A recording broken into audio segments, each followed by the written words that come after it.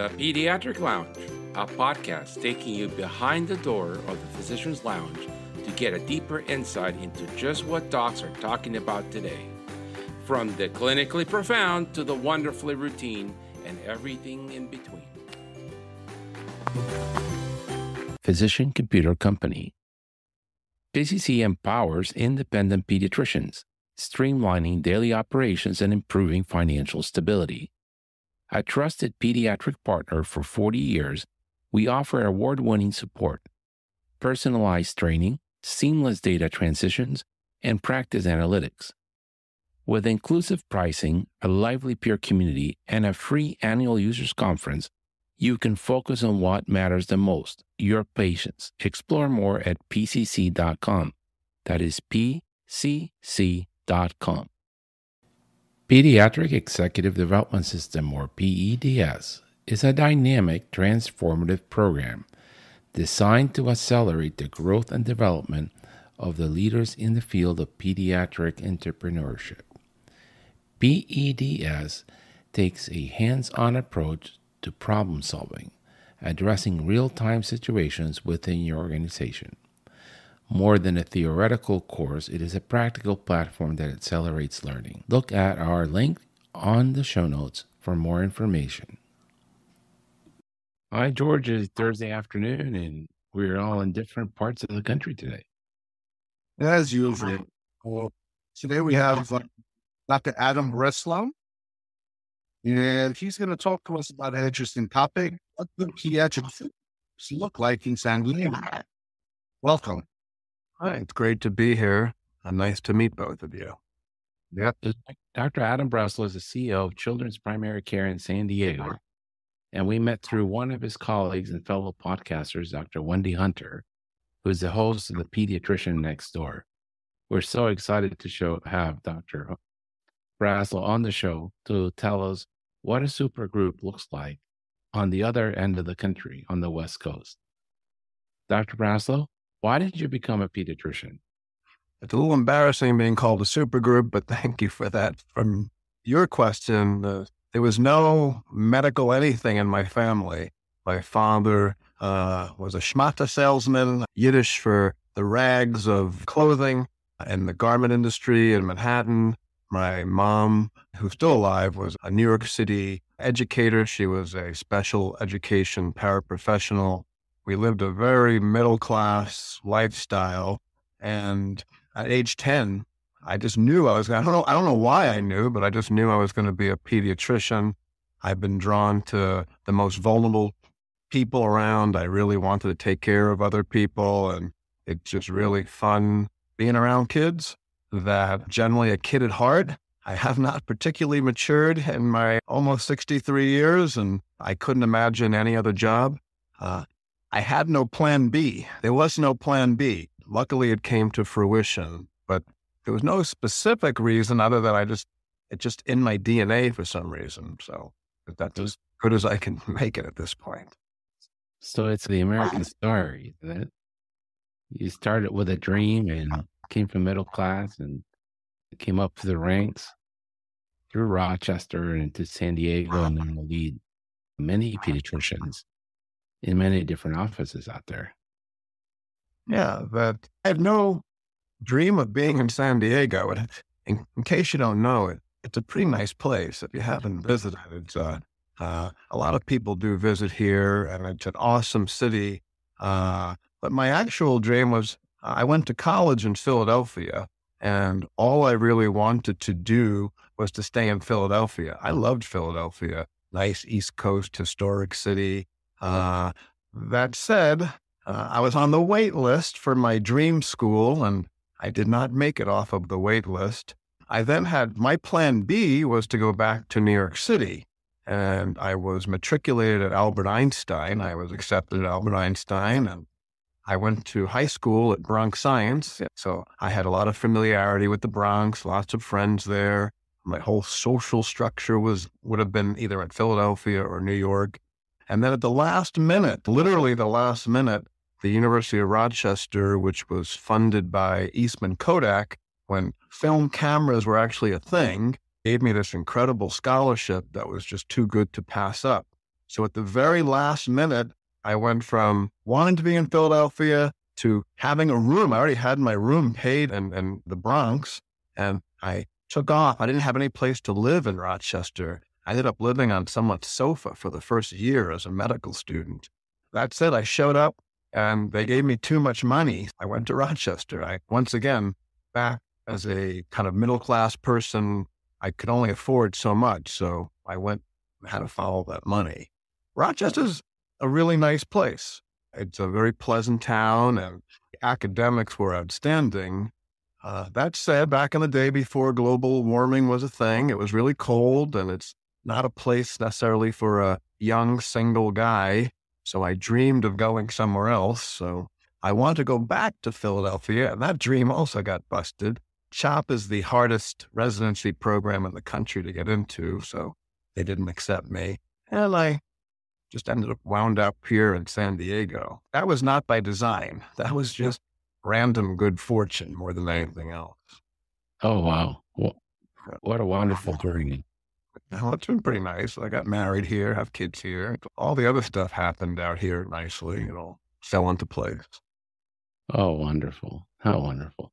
And now you are the CEO of a big group, Children's Primary Care in San Diego. How many clinicians does the group have? Yeah. Our official name is Children's Primary Care Medical Group. We abbreviated CPCMG. We have a million acronyms for various things around here.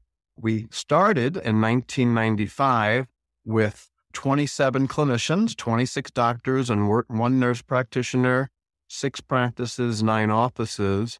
And as of right now, we're at 28 offices with 164 clinicians, 2 more coming aboard. We have 26 nurse practitioners and 3 physician's assistants. Everybody else is physicians. And we take care of about 280,000 patients. Our patient base is the size of a U.S. city. And we have just under 600,000 visits. We're about 560,000 visits a year for the group. That is pretty big. We started very modest and we've grown dramatically over the years. We're in 2 counties now.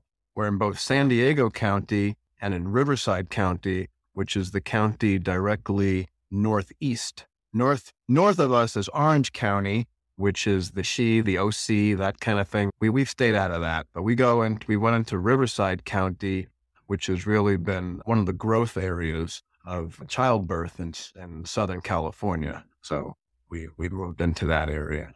That's a big city. Okay, you keep calling us that, but I like mentality. We try to have a pretty good family mentality as go. And you have a great relationship with Rady Children's. Yeah, we're part of something called Rady Children's Health Network.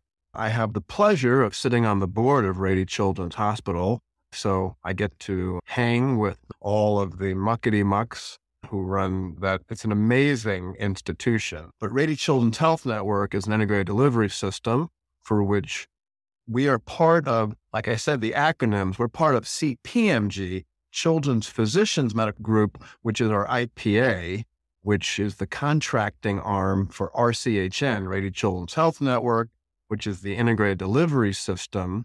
And that we are what's called a tier 1 provider. We're fully integrated. We're integrated both clinically and financially.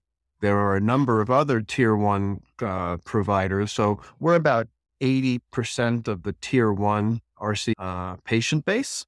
And with that, we get to interact quite a bit with Rady's for quality programs, for access programs, for social programs. It has been a mutually very beneficial relationship.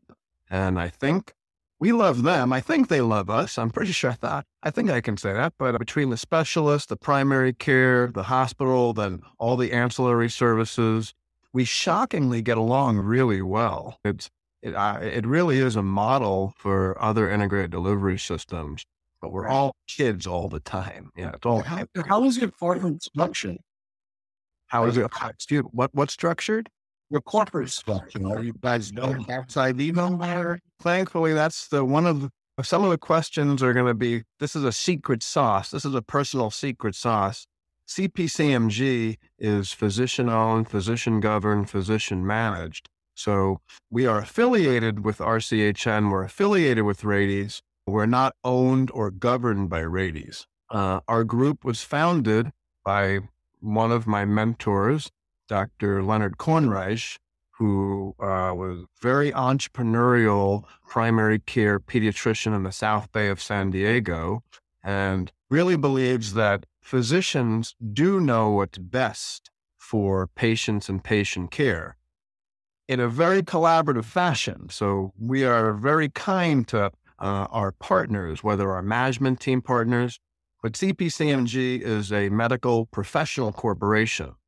We have a management team through a management service organization called Rade Children's Physicians Management Services, RCPMS, and they are owned and governed by Rades. So our management team answers to Rades. The medical group answers to the physicians of the group.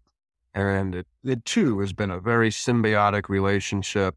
We are one of the really high functioning management service organization, medical group dyads, I would predict, in the country. I go to enough conferences and I hear all of the bad stuff that goes on with people. I go, we don't have any of that. So I never understand why we have to fight so much. We just work together. I think it's a really great paradigm that we put together. You guys still have partner physicians or somebody organization? That's what. Well, we're kind of both. Everyone's an employee, myself included, but we have a shareholder track of our physicians. Right now, 101 of our physicians are shareholders or owners of the organization.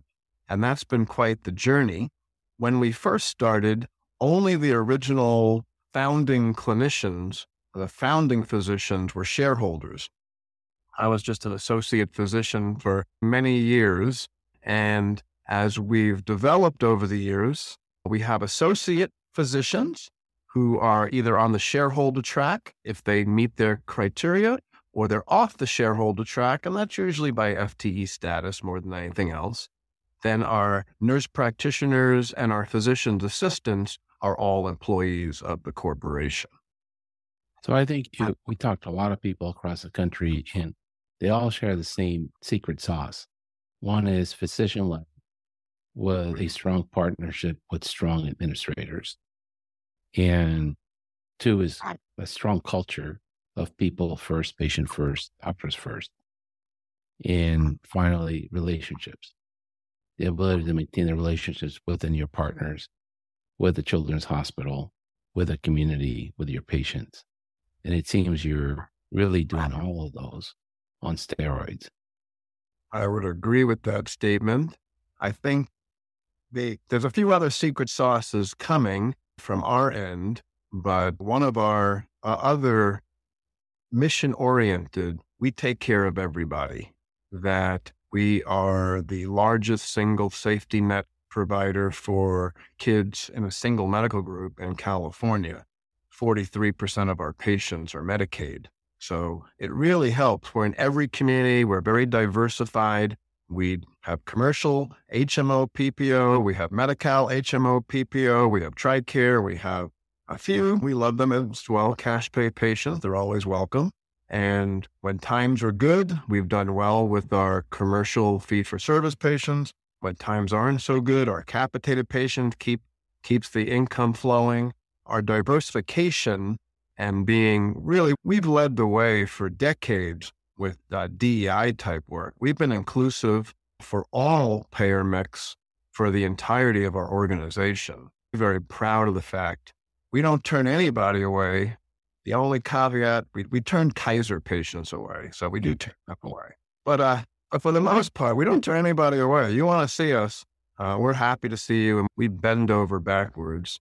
My personal office was in a town called Chula Vista, isn't a town, but that just a few miles from the Mexican border. I saw hundreds and hundreds of patients who would cross the border from Tijuana to come see me, and happy to see them as well. They didn't have to be even American citizens. Happy to see anybody who wants our care. If you want to come, and we come, where we're happy to accept any and all comers.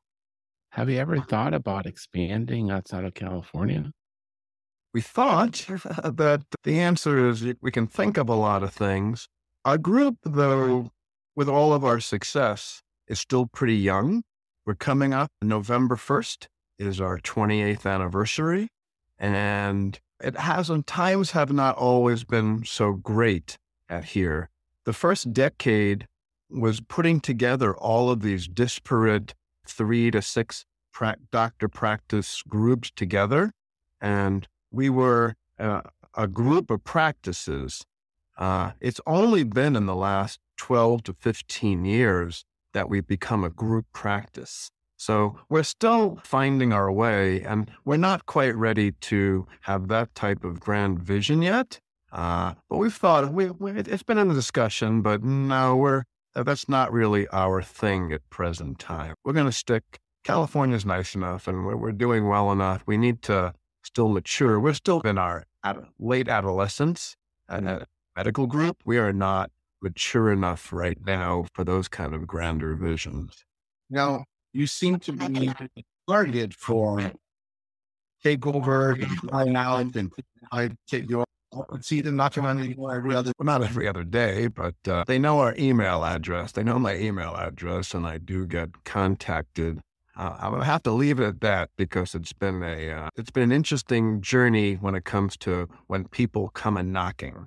And our group currently, we really want to continue our path to excellence and do our thing. And once again, we're not quite ready for anything other than being the best medical group that we can be. And so that's our focus. But sure, if you continue with that, you think about it, any group that anybody really is a practice that's worth keeping, I think. So that's almost exactly what was said by my board of directors. We are just going it by what we're doing right now, and we'll see what the future brings. But I'm not predicting that far down the road. How do you manage so many offices and so many people? There's got to be so many personalities in your family. That's my favorite question of all the questions you sent me. So thank you. I don't manage anything. We just last week or 2 weeks ago celebrated, my wife and I celebrated our 31st anniversary. And I don't manage anything at home. I don't manage anything here, but I married the best wife and I hire the best people. We have the most incredible group of both clinical people. We have not had any significant litigation against our group from a medical standpoint in 28 years. This is just our insurance carrier keeps telling us we have the lowest rates in the country. And I won't say what they are, but they're insanely low. Our current malpractice insurance is 20% of what we were paying 28 years ago. So we're paying, without inflation, anything like that, we're paying 20 cents on the dollar for malpractice insurance compared to 28 years ago because we have such a great claims history. So that's part A. Clinically, I just hire amazing people. They all seem to come to California. So when I interview them for behavioral questions and for behavioral skills, so we have a lot of well-behaved clinicians, which is not the standard in many medical groups. And then we have a really nice administrative team. I have an executive team. I tell him all the time, and he gets embarrassed all the time. I do have the world's best chief medical officer who is just beyond beloved, and people follow him to the end of the earth. We had what's called the chief medical informatics officer, who we just promoted to a chief digital officer, who is beyond brilliant. I have an amazing management team. We have a middle management structure with each office having a lead physician who helps manage their people. My partner in crime at our management service organization, we have a great relationship and they take care. So the physicians see the patients, the management team does everything else. And I just sit here and talk to you. No one ever wants to believe me. Once you hire the best people, the other secrets are leave them alone. Let them just do their thing. You don't have to I think people would say, honestly, I don't micromanage anybody. They're too good. They wouldn't want me getting in their middle of their mess. They're so good. I just leave them alone. And We produce great stuff. If they foul up, which is virtually never, but when they do, I give them some gentle feedback. But other than that, I just sit here and talk to you guys. I'm happy to do that. Excuse me? You still see patients? I still see patients, and I'm a really good clinician. This is my year of seeing patients, so it's my happy space when I see patients. One of the things that happened, and you didn't ask on your question list, do you have any regrets? But I don't have many regrets, but one of the regrets is that I gave up my I had a very large patient panel size practice in the South Bay. I had probably somewhere between 600 and 700 second generation kids. I loved my practice. I lived for my practice. But when I took over this position 8 years ago, I gave that up. And what I pledged to do, every Monday, I would see patients at a different office of the 28 offices. I'd go to a different office and go around the system and seeing patients. When COVID hit, I had to stop that a little bit because nobody wanted me coming around to their offices. So what I do now is we have after hours clinics, we have evening clinics and weekend clinics. So I do a lot of shifts there. And when someone goes on maternity leave, I tend to fill in for them when people are on maternity leave. So I can go to an office for a month or so and help fill in for some open shifts and things. But I still see patients 0.2 FTE, but I gave up my true primary care practice 8 years ago. And if I could have somehow kept it, I would have. It's hard to do that at 0.2, but I still see patients, and I have yet to ever leave the office after seeing patients be grumpy. I'm happier I'm one of the few people, I'm happier when I'm done seeing patients. Oh, that was a great shift. And one of the things I ask as I go into the shift, because I'm always meeting new medical assistants, new front office staff, new LVNs. I say, what can I do to make this the best shift you've ever worked today? I want you to leave here and say, this is the best shift. And usually at the end of the shift, was it the best shift ever? They give you the, whatever, I don't know. But the reality, every once in a while, I go, yeah, that was a really good shift. I really enjoyed it. Thanks. So my job is to help the other people have a good time seeing patients. That I really enjoy doing that. And why didn't that practice follow you? Once again, it's a primary care practice, pre-scheduled. I go all over the place. I'm at 28 sites. Every once in a while, I'll see one of my old patients and stuff. But the reality was I was anchored in the my office overlooked the hills of Tijuana. Most patients are not going to the far northern end. San Diego is a pretty big place. South San Diego up to Oceanside is 65, 70 miles. But no one's going to drive. It's, in case you don't know, it's a lot of traffic. Yeah. Not going to come through 140 mile round trip to see me. I mean, I'm good. I'm not that good. So, do you have a chief wellness officer? Yes, we do. And I just spent the last 2 weeks with her at various conferences. We went to ACPH, the American Conference on Physician Health, run by the American Medical Association. And we just finished up at the AAPMCE. I know, apologies for not connecting with you, but I took every class. Her name is Dr. Genevieve Parsons. She's just recently become our Chief Wellness Officer. She was our Director of Wellness for 7 or 8 years, and she was the chair of our Wellness Committee for 10, 11 years. So we've been in the clinician wellness space for a long time, but as the last few years have proven, we've needed to put more resources into that. We've really beefed up our wellness program. We were awarded the silver medal from the American Medical Association for clinician wellness.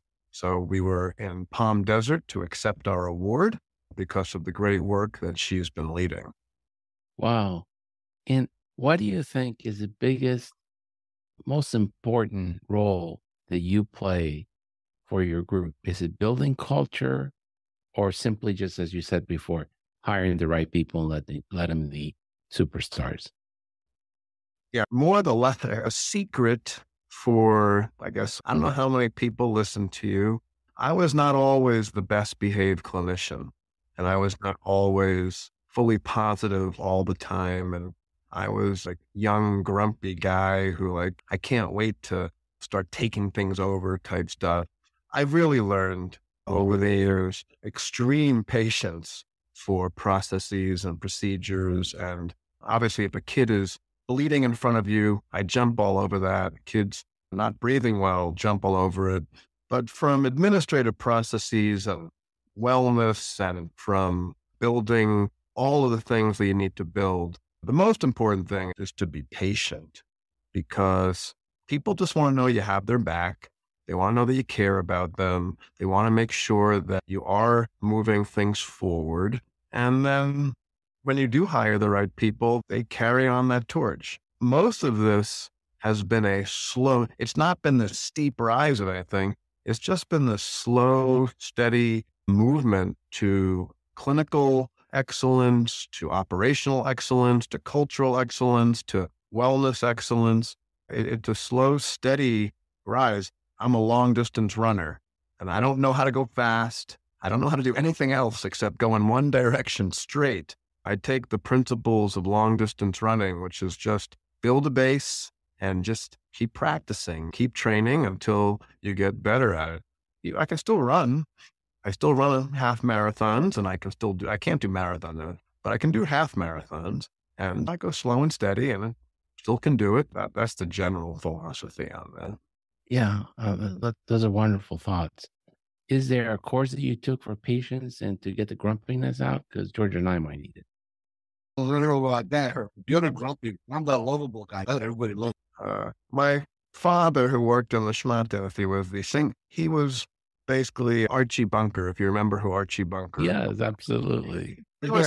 Archie Bunker. Maybe one step. He was a Jewish Archie Bunker. But that said, got bitter as the years went on, really have focused on just, and it really comes, I'm not jealous of what people have. I'm just happy with what I got.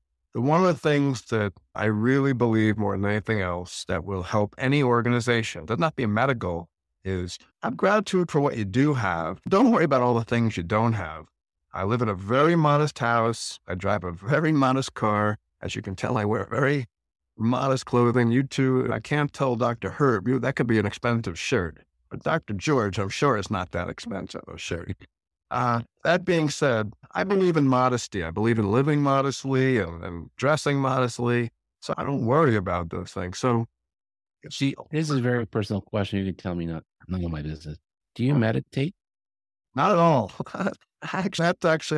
I've been told I should do that much more over the years, but the answer is I don't necessarily meditate, but I run a lot. So when I run, I zone out and it's not formal meditation or anything, but I still to this day exercise 7 days a week. And when I'm exercising, I just don't worry about other things. I just get in the zone of dealing with how my body feels and whatnot. So. Yeah, that psychologist called the flow state. And you can feel it. I'm not a good runner or jogger, but once you get past the first mile, you get into this flow state where you're no longer thinking about all your other things you have to do, but you're just thinking about your pace and your breathing and how you're doing. And it's incredibly enjoyable. I don't quite get the runner's high as much, but if you haven't been to San Diego recently, the one thing, if you're a runner, some of the worst paved streets in the country. So you do have to focus on where your foot is going to fall, because it's not uncommon to jog into a very deep pothole.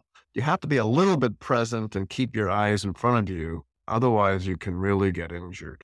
And as a business owner of a pediatric practice, what do you think is the biggest challenge to our financial viability? I don't think that there's anything unique to us. And when I go to these conferences, it's the same everywhere. But number one is staffing. When we're fully staffed, the day goes in a way that just doesn't go when you're not fully staffed.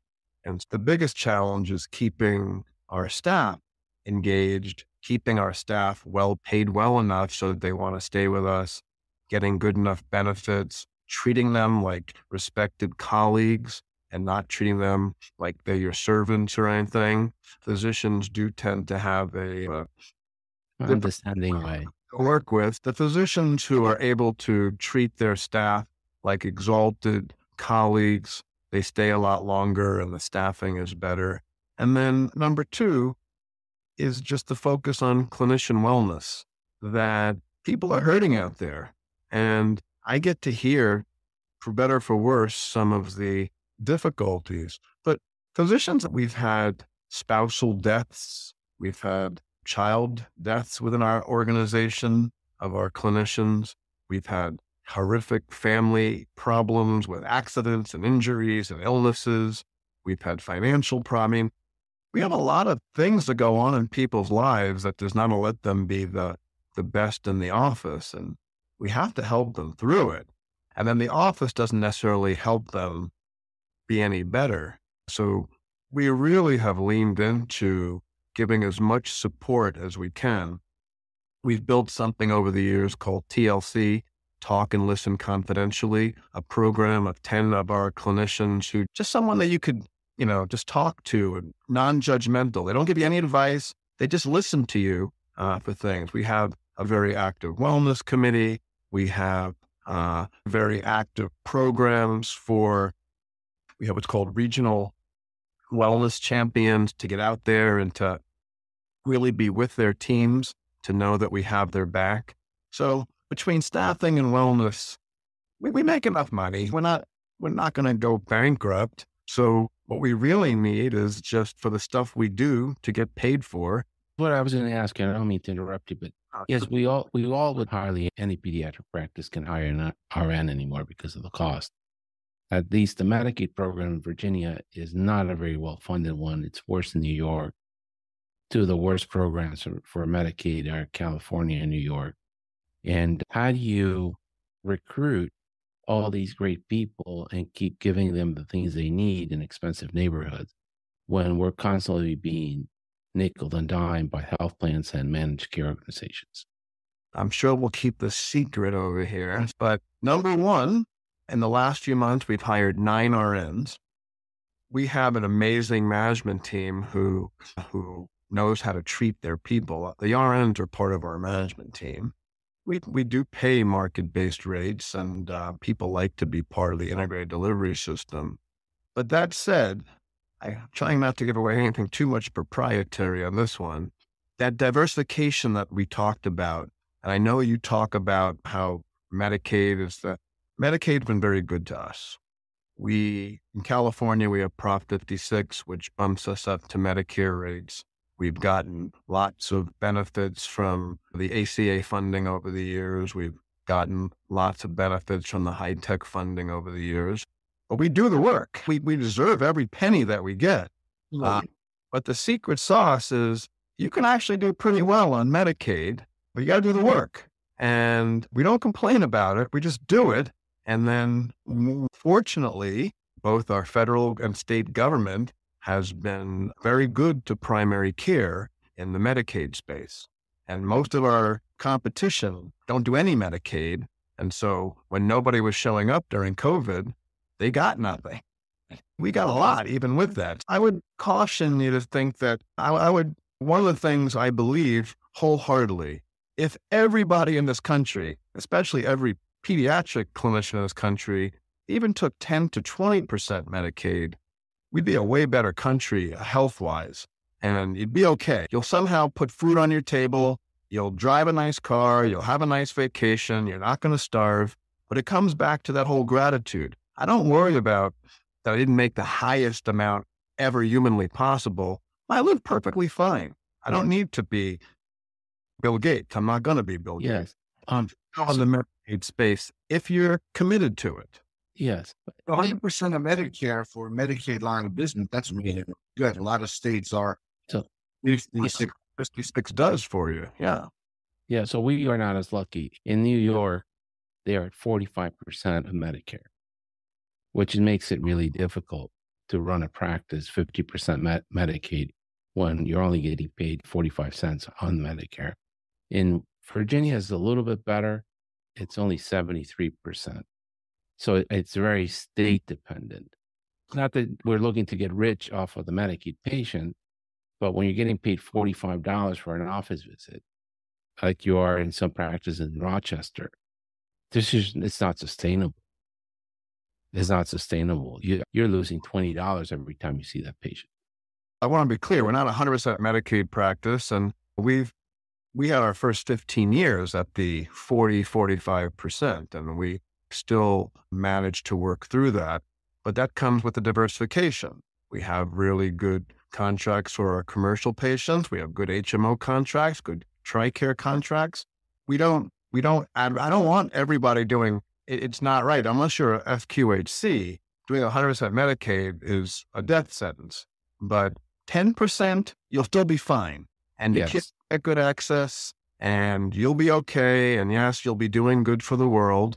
And so we're at 43% Medicaid right now. But we've been pretty steady at that now for the last decade or more. And we were doing that before Prop 56, before all the other ACA enhancements for the people who went in the Medicaid space. We've still been okay, but we were very modestly paid. Now we're better than modestly paid for it. The Medicaid of the businesses, they tend to flock towards those big groups and have a lot of their patient base. They can work with you a little bit more, get a little bit of an enhancement. And we had a couple of people that are completely medicated, like the businesses and the offices, and they're doing pretty well. Yeah. 55%. I'm assuming you do, that you can pay your pediatricians well enough that they can live in the San Diego area, not like Bill Gates or on what are those fancy beaches that people look like. La Jolla is very beautiful, but not that kind of multimillionaire, but enough to be able to live decently in a nice house and in a nice county that the district is good for your kids' education. So personally, I live on the last block of San Diego. I am the furthest east of San Diego that you can call yourself. The next one is the first town over called La Mesa. So I'm officially a San Diegan, but I live as far from the water as anybody can be. That said, yes, our clinicians can own homes. They can absolutely raise their kids nicely and take vacations. And then they can decide what they want to do. If they want to invest their money or buy real estate or buy stocks, they can do whatever else they want. They could buy the biggest house that they can afford, or they can have a modester house, a more modest house, and then choose to invest their money however they wish to choose to invest it. But we've done our best to make sure that people can afford to live. But it's still the staff. That's much more difficult. They struggle to live. We're in every community of San Diego and Riverside. We have an office in La Jolla. The staff, our doctors actually mostly live in La Jolla who work in La Jolla, whereas our staff who work in La Jolla, they don't live anywhere near La Jolla. And that becomes a real equity issue and how to attract staff to want to travel that far. And it's a lot of traffic to get in and out. It's a very narrow road to get in and out of La Jolla. La Jolla is beautiful. I visited there once. And I'm like, I don't think I can even afford to buy dinner here. What am I doing? I can afford to buy dinner. Yeah. I did, but it is beautiful. Find you a dinner spot in La Jolla. When you come out, I'll be happy to have you treat me to dinner in La Jolla. You'll see. I would. That would be my pleasure. Yeah, that'd be great. It is a beautiful town. Correct. What key performance indicator do you watch? What do you think? What's the pulse that you keep your finger on to make sure everything's going okay? So all I would ask is key performance indicators. A little bit. Okay. Number one is all the quality. The bottom line is quality. Our group is accredited. We're accredited by AAAHC. So we're accredited for a full primary care medical home model. So with that, we pay attention to our HEDIS metrics, but specifically the ones surrounding the well-child visit, the Combo 10, as well as the access for visits, birth to 2, and then from 3 to 6 and stuff. We know that once you have access, then our clinicians do such a great job, you're going to get really top-notch care. We do believe that HEDIS metrics actually will enhance the lives of our patients. From the business side, the metrics is basic productivity, visits per session, and access to your third next available. And then from our wellness standpoint, we partake in the AMA wellness survey. So the global burnout rate is really what we look at. And we've had some of the lowest burnout rates in the country. It went up significantly last year, and it's dipped down quite a bit this year. So we take burnout amongst our clinicians very seriously. So that's the three basic areas that we look at. You're the first. Yes, I'm curious to ask you, you said the number of patients in a session. How long is the session? And how many patients are generally seen in the session? That our sessions are it's 3.5 hours of scheduled patients for 4 hours of total clinical care time. That said, we have 20-minute physicals and 10-minute sick patients.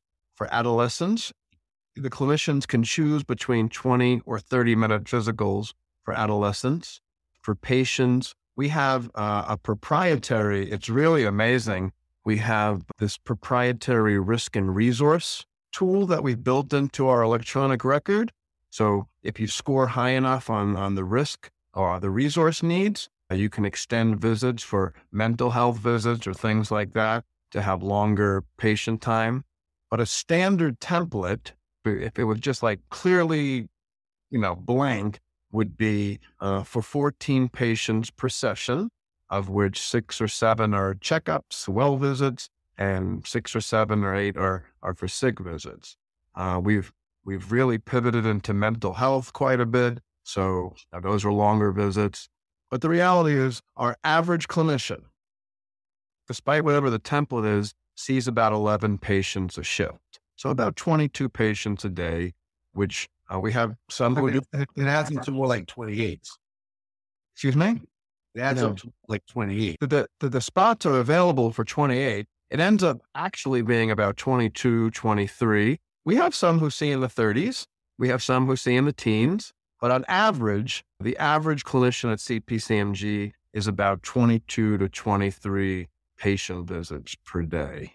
What was the other metric? The next third next available. So when a patient calls up, I want to see Dr. Breslow. Oh, you can see him next Tuesday it's for check. It's for well visits. You can see him next Tuesday. Okay, I don't want that. What's next? You can see him 2 weeks from next Tuesday. Okay, what's next?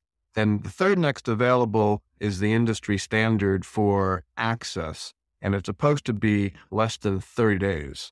And that has been a bit of a struggle with the COVID rebound, but we do our utmost to try to get the third next available to be reasonable. The problem is if you're a really popular doctor specifically and you have a big panel size, it's really hard to get to 30 days. But some are more, some are less, but the longer we're out, the more we look at resources. We've been doing all kinds of things to try to access patients through video visits. We've been trying to access patients through a population health program by getting them offloaded to those 9 RNs that I talked about that we hired to get them their needs met, to make sure that we can meet our access standards for the well visits. Dr. Wendy Hunter shared with us, she has the typical path of most physicians today. They go work for a health system and they are not treated with any kindness. And within 7 to 10 years, they're pretty much burned out. And some of them just outright quit. Others go to work for tech companies. But she's a huge fan of your system. And her part of her recovery was to come and work for your group. And she tells us in the podcast what a difference it made in her life to change from her prior employment to come to work for your group. But I wasn't aware of how much emphasis your group puts on physician wellness. It's in our DNA. It's part of our strategic pillars. I have to answer to my board of directors with all of our wellness programs. So it's really important that we get that done. That said, yes, she is one of the most grateful, gratitude-filled people in the history of this world. And it's hard to not be happy when you're around her. And I'm not sure if she told you, but she was an ER doc by trade, and I could to not hire her. Oh, she didn't tell me that. It's embarrassing, but she was so over the top about wanting to come to work for us. I said, you're an ER doc. You'll never be satisfied in primary care. But the reality is she was able to pivot to primary care the best I've ever seen anybody do it from any other profession. I even hired someone a couple of years ago whose mother is a local family practice doctor who works with a very close friend of mine. He's a neonatologist by trade and was having some issues getting a job in neonatology. He joined us. He gave up neonatology after all his years of training, and he's the happiest he's ever been working with us as a general primary care pediatrician in a very low income part of town. So I don't know what the exact source of all that is, but we do focus on wellness. We do focus on every one of the people who works for my executive team and my management team is told one thing.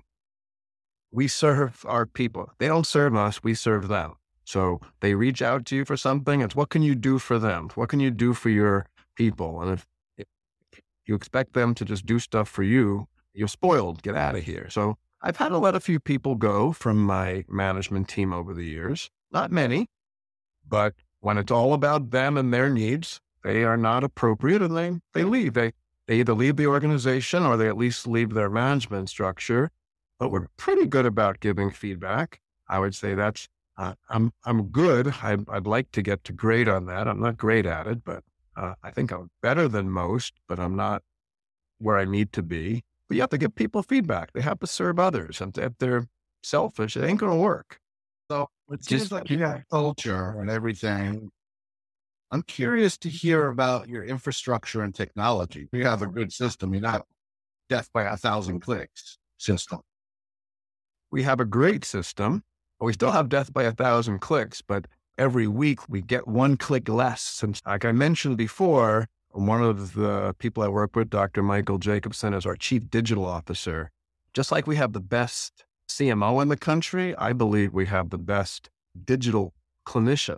He sees patients still, and he has a vision of how to make the electronic record work for you, to make all the digital programs work for you, help build our video visit program, help build our cockamamie patient reminder program, which was awful. Now it's amazing.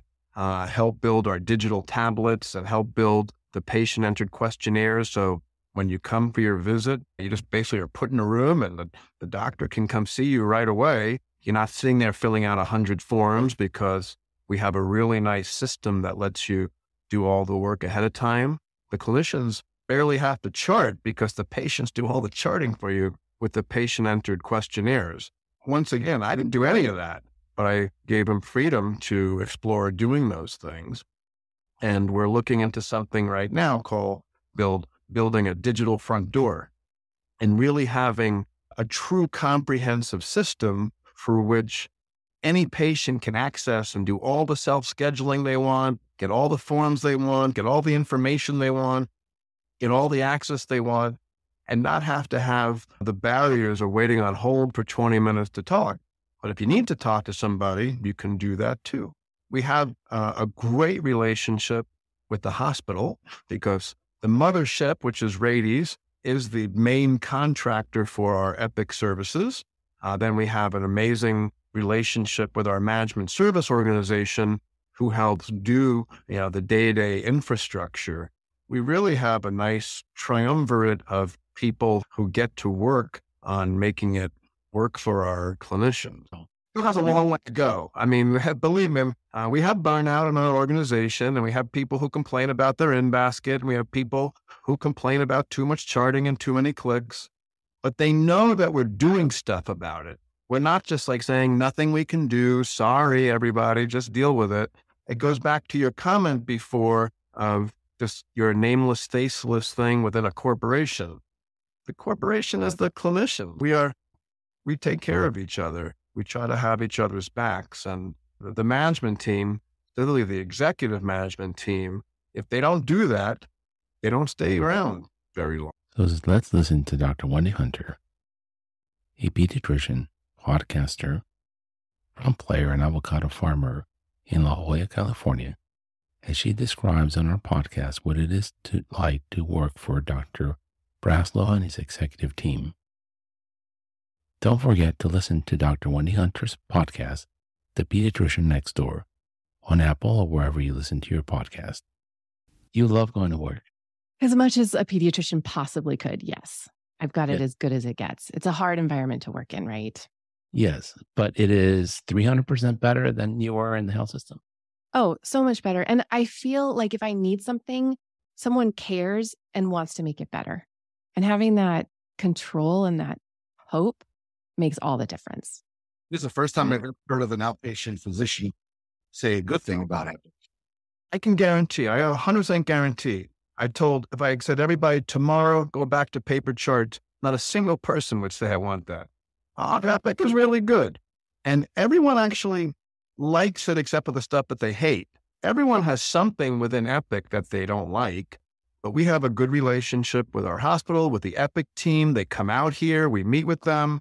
We're constantly trying to do improvement on things, and people recognize it. And what we do really nicely is we have a really excellent training program. We have something called super users. And so we teach the super users to teach everybody 1 or 2 new techniques a week that can help you be more efficient or chart less, be home earlier, things like that.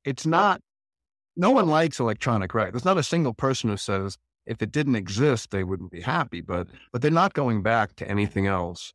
And there's nobody in our organization who's asking to go to other electronic health records. It's the best of But the your instance of Epic is your organization's instance of Epic, not the hospital's version.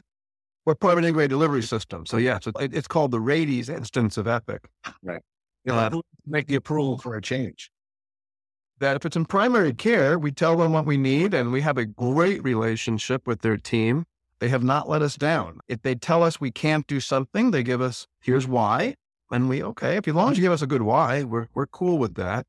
In the hospital, what usually happens is if a physician has a good idea, they have to go through a bunch of hoops. They need to explain why you want it at the medical doctor level.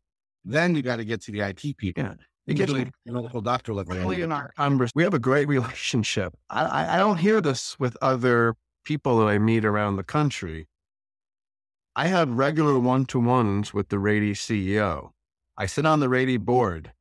The Rady family knows who I am. These are multi-billionaires. They actually like CPC. They're happy to work with us because we take care of them and they take care of us. And I don't know if we're unique in that respect or not, but we have a great relationship because we worked at it. And we've had great leaders in the past who did not burn bridges. They didn't go with pitchforks that we're not getting our way. They built bridges, and it's closing in on 30 years of good relationships, and it's paying off. Nothing of this happened overnight. I am not responsible for any of this, but I am responsible for carrying the torch to make sure I don't screw it up. My number one fear was like, oh my God, I'm going to screw all this up. That was my number one fear. And I've had a couple of close moments over the years, but for the most part, we carry the torch of we want to honor the past and then look forward to continuing a great relationship. It's not in our interest to fight against the system.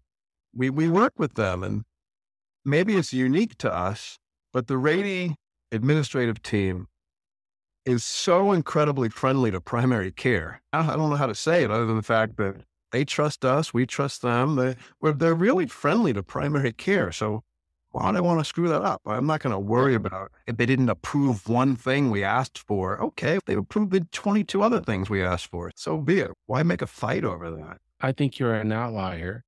There's other hospitals like Nationwide in Columbus, Ohio, and Dr. Bill Long, who's been on the podcast. They have a very symbiotic, respectful, professional relationship with the Children's Hospital. And Dr. Caronia, I think, in Long Island. What's that hospital called, George? Samaritan. Good Samaritan. They're mission driven. They take care of everybody. They see the community pediatrician as an extension of their walls, and they see the hospital as a honored and privileged to take care of the patients that the neighborhood physician sent for care. There are other systems that are cutthroat and they're multi-specialty, and not just pediatric focus, and they're no longer mission driven. And those are more difficult to work with. Anyhow, please remind Dr. Hunter that she promised to send me some coffee beans from the farm. I have not seen them yet. I love my coffee in the mornings. She has an avocado farm as well. So don't ask her to make sure. Told us that you're really genuinely integrated, which was the first group. So most groups your size are groups without walls. And each office is its own cost center, and their profit is what they get paid. And she said your model was very different. That when one office is not doing so well, the other offices pitch in to make sure they're okay for that year. The first was our model. That was our model. Group without walls? Yeah, up through 2008, that was our model. And the reason I sit here today, we used to have every office was its own profit and loss center. I worked on the Mexican border, not the highest paying patients out there. So I was making less than half of what other people in our group would be making, doing this either more or the same work. So the motto is, and this started in 2008, patient as a patient. And we all have to agree that if we're going to be a group, CPCMG, that we're going to have to share in the good times and the not good times. We have offices in the lowest income portions of San Diego. You could not attract somebody there to be paid half of what someone else gets paid somewhere else. So I came up with the patient as a patient as a patient. It's not that unique, but since that time, since 2009, we've shared the profits. And once again, with all the Obamacare money that came through, it was all the Medi-Cal offices that were getting all these nice big checks to help fund the electronic records. The wealthier side, they didn't mind sharing in those back in the day. It was quite the fight to share before 2008, but we really became a group in 2009 with a unified compensation plan. In 2013, we joined Rady Children's Health Network. In 2008, we became accredited and went on Epic in 2008 and 2009. A lot of things happened that helped us move, but it's only been the last decade and a half that we have this model, and it's paid off handsomely, but it was no guarantee. So it took a lot of work to make sure. There was a lot of speed bumps along the way, and some very unhappy people who thankfully are not here anymore. So we keep the happy ones and let the unhappy. It must be really like the MBA part of me would say, those cost centers that we're not doing so well, let them go. That's what they do with systems. No. We have an office in Southeast San Diego. It's on Euclid Avenue, which is, very low income part of town. It was founded by Dr. Leon Kelly, who's one of my total heroes in life. He's now in his 80s and he had to retire from the group. I love this guy like nobody's business. I still do a lot of social things with him and his spouse. And as he was retiring, he said, "What's going to happen to my office?" I said, "I pledge to you, we will never close this office. We will never, it's 85% Medicaid. I was able to, because we have a unified compensation plan, I can pay people to work there. They make the same. And it is the most magnificent office around. They take the best care of the lowest income patients in the country. They have the best attitude. They have the best of everything." And I made him a pledge. I am never, ever, unless Armageddon hits, we're not going to ever close it because it's not a profit center. We're never doing that. And to this day, we're going to keep that pledge. And sometimes offices don't make a lot of money, but if our system is doing well, we're cool with that. And so my job is to look at the big picture and not micromanage one office having a negative margin. Those kids need us the most. Those are the ones who need us the most. So we don't turn our backs on them. We just don't. So like Good Sam in Long Island, you're very mission driven. You can't lose your shirt at providing care. But if you lose some dollars here or there, in the big scheme, you're so big, it doesn't impact you financially and you can keep your mission, which is wonderful. You might have heard of the REACH program. We've had every single one of our clinicians trained on mental health and primary care. I was fought pretty good about, I don't want to do that. What do I want to do that for? But we don't make money on mental health, but we break even. We built our own internal lactation program. The profit margin is like this. We have our own internal healthy weight program, which was a money negative for many years, and now it's a modest profit center. We have an amazing video visit program that I was fought tooth and nail. We don't want to do that stuff. And that is very lucrative for the group because you don't need any staff to run that. And we now have 7-day a week, 365-day a year video visit access for our patients. And wow, a lot of people are not going to the emergency room or the urgent cares because we're open 365 days a year for that. And it took some money to get it started. It was not profitable immediately, but we don't have to make money on a lot of these things. We just have to break even. And that's the general goal of mental health, of lactation, of healthy weight management. Our vision, our group's vision, is to deliver the healthiest children into adulthood humanly possible. And you can't do that if you can't just have physical health. There has to be mental health. There has to be emotional health. There has to be scholastic health. So you have to have it all. And you can't deliver healthy kids into adulthood if all you're doing is giving them shots and checking their ear infections. That doesn't work. So once again, we tend to have not spoiled people. They make pretty good money. They're okay. And they do the stuff that needs to be done to deliver healthy kids to adulthood. I love what you're saying. I love that thing. Very, very good. That's a good culture. And you were in DC. Unfortunately, we weren't able to connect. I was just looking forward to at least giving you one hug. I took every class I took the ultrasound class, the tooth varnishing class, the ophthalmology class, the otoscopy class, the splinting class. I really tried to maintain my clinical skills as best as I can. It's really hard when you only see patients 1 day a week.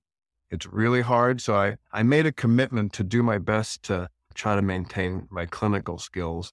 You have no gravitas within the organization if people think that all you do is sit on a computer all day.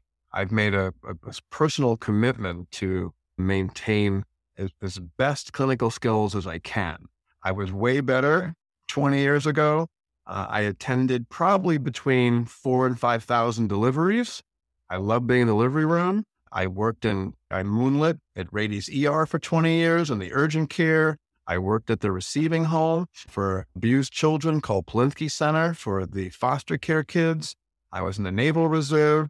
I worked like 9 moonlighting jobs. I worked the Children's Hospital Emergency Transport, the ambulance for the critically ill children for 6 years or so after residency to maintain my clinical skills.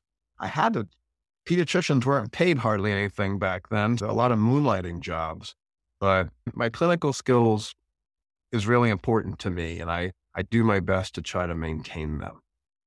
And you were able to speak at NC. What did you speak about? Our group had 8 posters and presentations. I had the pleasure of having my name on 2 posters for which I was able to stand around and have people ask questions. But no, I did not give a formal talk.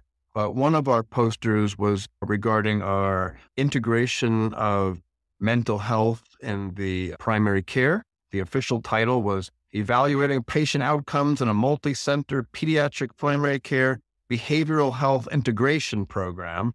We have integrated health therapists that we built into our offices, we do warm handoffs for mental health patients. And the second one was improving clinician wellness by enhancing the care team. So we've embarked on the last few years of primary care team redesign. It's all about teams first.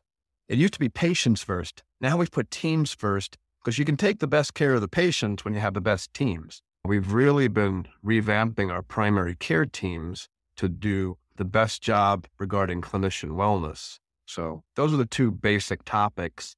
But I just stood there and I just talked. I didn't give any formal presentation. I thought it was a formal talk. You should have told me you were going to be by the posters. I would have come by and watched. I stood around, looked pretty, and then left. And so you go to NCA to stay informed. Do you listen to podcasts or any other way? How do you keep growing both as a physician, as an executive, as a husband, as a runner? As a husband, I'm not going to touch that with a 10-foot pole, but that my wife still loves me. I can't figure out why she puts up with me. To this day, I cannot figure out why she puts up. But I try and do various levels. I really like to be connected with the world. My favorite magazines are The Week and Atlantic magazines. I try to keep connected there. For the business side of medicine, I did go back. I was the oldest student in my class by 20 years, but I got an MBA a couple of years ago. And it was just at SDSU. It wasn't like Harvard. Same thing. But I got an MBA and I really enjoyed being back. But I read Harvard Business Review and I read Health Affairs. And I like it. There's a little throwaway journal called Group Practice Journal by AMGA. It's actually pretty good. And I get a lot of good ideas. For pediatrics, I read Pediatrics Journal and Pediatrics in Review for my clinical stuff. And then I go to conferences. I go to AMGA. AMGA now is way more friendly to primary care than they ever used to be. I go to the Becker's conferences. I love the Beckers. They have the best speaker at the Becker's conferences, and then the AAP. And then I just bounce things off the team. There's all kinds of CMEs at Rady Children's. There's all kinds of luncheon talks that we have and evening talks, and the specialists at Rady's give us talks and stuff. So I have enough to read and listen to. This is the first and probably last time I've had zero social media. I've never listened to a podcast. I've never, Dr. Hunter is very persuasive. She told me you have to do this. I said, okay, I'll do it. But I've never been on Facebook, Instagram, Twitter. I've never been listened to a podcast. I don't do any of that stuff. I just read or go to places, and I'm very old fashioned that way. But if someone's bullying me on Facebook somewhere, I have no idea. So I like to. So that being said, I do mainly print stuff and in-person stuff, not a lot of podcasting stuff. Sorry, but I will start listening to your podcast religiously now. Oh, I love that. I love that. As you speak, my wheels are turning, and so many people I want you to meet that are. Believe me, no one wants to meet me. Oh my goodness, yes. There's so many people that would enjoy to meet your team that are doing different things. I tell this routinely, and this sincerely, is that I've had maybe 3 original ideas in my whole life. Most of what I have is from, when I was in medical school, one of the professors, one of the clinicians said, it's fine if you steal something from someone to help a patient do better. I don't cheat. I'm not going to cheat on anything. But if you steal an idea of what x-ray to get, or what medicine to give, or what referral to make, if you learn that and someone taught you how to do it, that's fine. I just steal other people's ideas and I put them into place, but I don't have a lot of personal original ideas. I don't think anything we've talked about today, you seem to both mention, oh yeah, other groups are doing this, other groups doing it. There's nothing original about it. It's all comprehensive in one place. So we put it all together, but there's nothing like we're doing that's so different than anybody else in the country. Well, you're doing it every day, which is what makes a difference. That's one of the other secret sauces, if we ever get to the secret sauces, is I'm present. And the executive team and the management team is present. We don't take 6-week vacations. We don't just sit in the office, just answering emails all day. We don't just sit in meetings all day. We get out amongst our teams, and everybody here meets their people routinely. And you have to have presence, and you have to be available. If someone wants to speak to me anytime, day, night, it's rare, but I take a little bit of vacations, and if I do try to ask them to please at least give me 2 weeks of where I could not have to do it. But if I'm around, there's not a single moment that I don't make myself available if someone needs something. And we've had, like I said, parent deaths, children's deaths. We've had critically ill clinicians. We've had all kinds of someone needs something to be done. You don't have to worry about waking me up or doing anything. We make ourselves available for our people. And I think the teams know that. And they don't call me that much, but when they do, they're never told, what are you bothering me about that for? So what can I do to help? That's all my only response is, what can I do to help? Well, yeah, let me figure out what I can do. It sounds like a fascinating organization. Yes.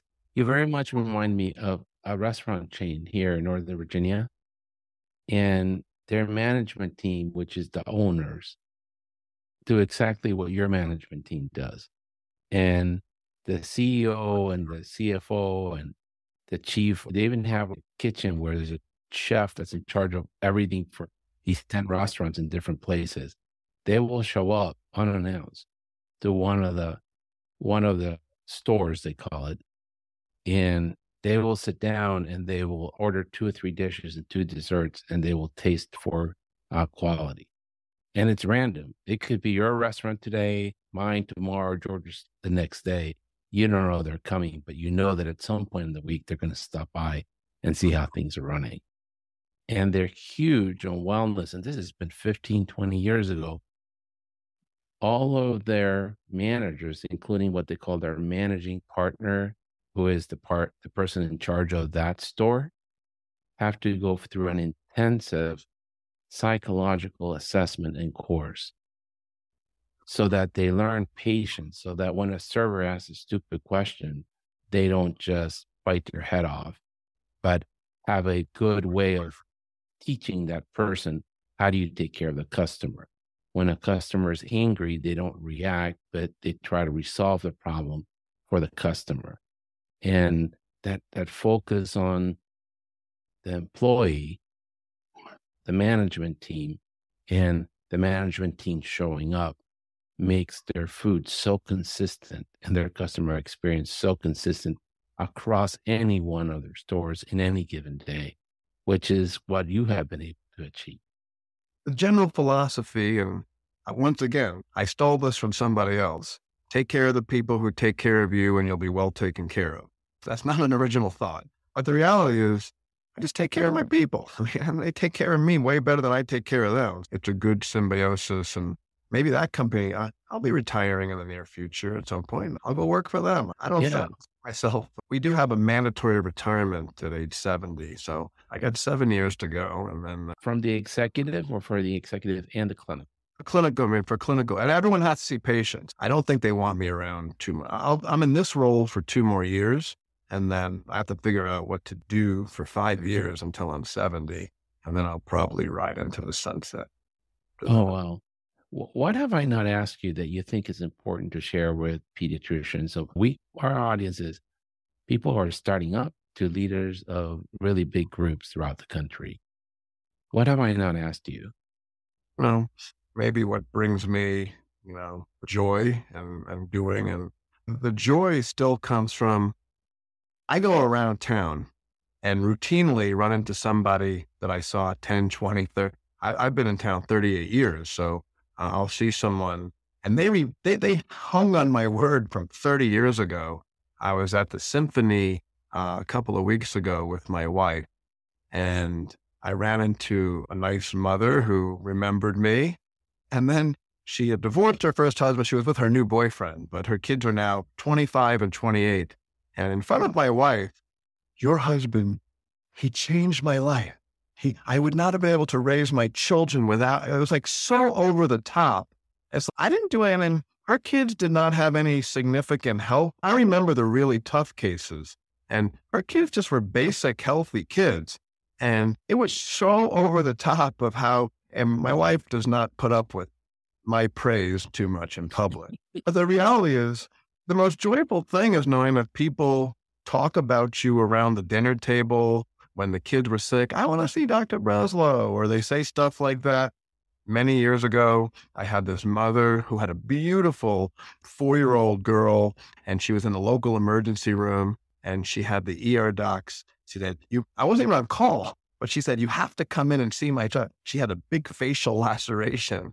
And she said, I only want you sewing it up. Nobody else can touch it. I go, it's like the most beautiful 4-year-old. You trust me, but you need a plastic surgeon on this one, please. And it took me like an hour of figuring out to her. I said, it is the right thing. You have to know your limits on things. The joy is all the relationships that you have with your families, and especially when you see second generation kids, they trust you like nobody's business. The grandparents, I took care of hundreds and hundreds of foster care kids. I had the single largest practice of pediatric HIV in California for a while. They all died, but they were the nicest people in the world. And even with that awful stuff that they had to go through, we treated them with kindness. We treated them with respect, no matter how much other people shunned them. I was the only pediatrician who was willing to go to HIV positive deliveries. You had to dress up back in the day. You thought, oh my God, you're going to die going to delivery. It was like, kind of hazmat suit in the delivery room. It was crazy. But I mean, I love the relationships. I love the hospital nurses, the L&D nurses, the NICU nurses. We did our own hospital rounds for decades, the ER staff, the office staff. It's all about the good relationships and then the good relationships with patients and families. And I still get texts to this day of, I'm in medical school now. I mean, when I started, once again, I was in a poverty area of Chula Vista. Maybe 5% of the patients went to college, and most of that was just junior college or community college. I'm getting all these texts with, I just graduated medical school. I just graduated law school. I'm an electrical engineer. That's holy cow. And they give you credit for that. The joy of seeing kids grow up, the joy of seeing parents who value, it's indescribable. And I don't know, I don't understand burnout at all. I leech into it. I just don't get it, because how do you get burned out helping people? How do you get burnt out when they send you stuff like that? I don't get it. I've gotten too much nice stuff in return. I don't really understand, but I try to help with that. But you can remember the joy, take care of the patients. They remember everything you've said for decades. They'll remember something that you told them. They said, oh, you said my son was going to be good at this, or my son was going to do that, whatever. He was a good athlete. He's now a college scholarship. It's all right. I mean, just some throwaway line that you give, but they remember everything that you tell them. So be careful what you tell people. Yes. I think part of the burnout is the lack of relationships. So you're very blessed. So is George. They have great wives and they've been steady, long marriages. I think that's very immunizes you against burnout. Hope we don't have the same. I hope that's thank God. But also, but also, I think you must have had partners in your office in your career that had your back, and that I think is very important. So it goes back to your point that relationships and people having each other's backs makes a huge difference on the longevity of this career. We are also pleasantly surprised by how many people we meet that have listened to the podcast from all over the country, and they say, thank you. What you said about practicing medicine inspired me to leave a job I hated and start my own practice, and I've never been happier. And as to your point, we're pediatricians. We're not broadcasters. We're not social media people. And we never in our wildest dreams thought that we could help one pediatrician have their dream job, let alone 2, 3, 4, or 5. And that is so rewarding when you see somebody succeed, that your words encourage them to do that. It is one of the most beautiful things about pediatrics. Amen. I can't add to that. You have a great voice. Both of you have great voices. My fear of this was, I hate listening to my voice. So I hope when the time comes, we have to listen to this thing, it's going to be torture to me. But you guys, voices for broadcasting. Your voice is great. And I hate the sound of my voice too. So we're in good company. Thank you so much. I really do hope that we get to meet. I guess I have to go to La Jolla to buy you and Dr. Hunter dinner. I was in Arlington, Virginia a couple of days ago. I should have. I know, but you're so busy. I'm not that busy, but that being said, you're welcome to come out. If you ever do come out, please. If there are people who would like to talk, I'm happy to. There really are. And I'm more than happy to, if you can give out my email to anybody, or. There's 2 people I want to introduce your team. If I can help somebody, or if we can, we're very collaborative. If I can steal an idea from somebody, I'm totally cool with that too. Any of that would be fine with me. But this was a great, I was actually viewing this with quite a bit of trepidation. You two are very easy to talk to. Thank you. Thank you for making it easy for me, because, I do a lot of public speaking. I've never done anything like this. And this was actually pretty nerve-wracking to me. Oh, I'm sorry about that. No, this is... That's my thing. It's not your fault. It's just, I'd never done this. So when you try something for the first time, it's just new. Yes. You just have to see how it goes. But you guys were particularly easy to talk to and a real pleasure. And you asked questions that I actually knew the answers to, which was also Well, really... thank you. Thank you so much for your time. Thank you. Thank you for listening. This has been a production of the Pediatric Lounge. On the show notes, you will find links to our co-host and other important notes, as well as a timetable of the topics discussed today. Don't forget to follow us on social media and subscribe to wherever you listen to your podcast. Leave us a great review, as it helps us greatly. In the meantime, we will see you next week. The Pediatric Lounge. The conversations are not intended as medical advice, and the opinions expressed are solely those of the host and the guest.